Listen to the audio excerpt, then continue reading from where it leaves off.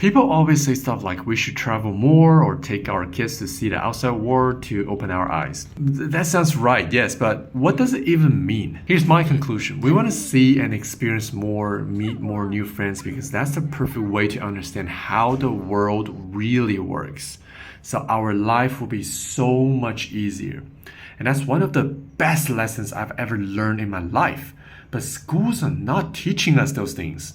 Like, for example, years ago, I met this guy in Canada. He moved there from Hong Kong in the 90s.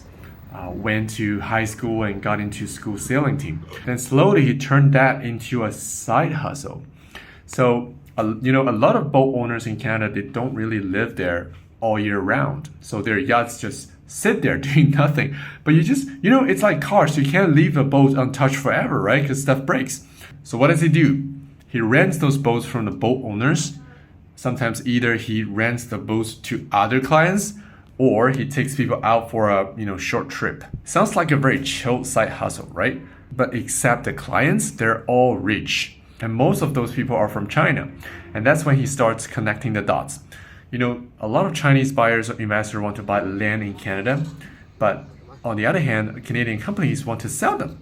Boom, he's the middleman now.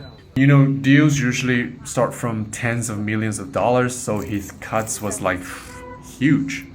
And one day when I wanted to start working in education, I had this mindset like if I teach well, students will come. But that's a very classic rookie thinking.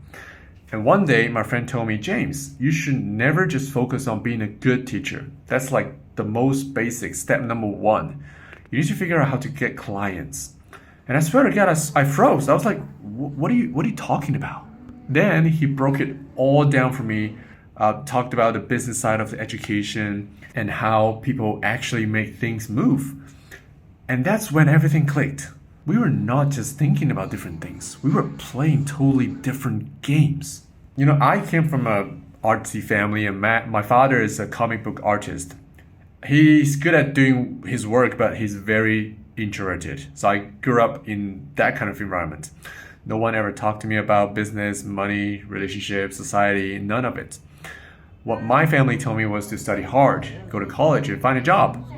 So I started asking myself, how can I see things as clear and far as he does? And I realized it's not about being smarter. It's about getting exposed to more. Like more people, more systems, more situations where you are the dumbest one in the room. And you will realize that is when you learn the most in the fastest speed.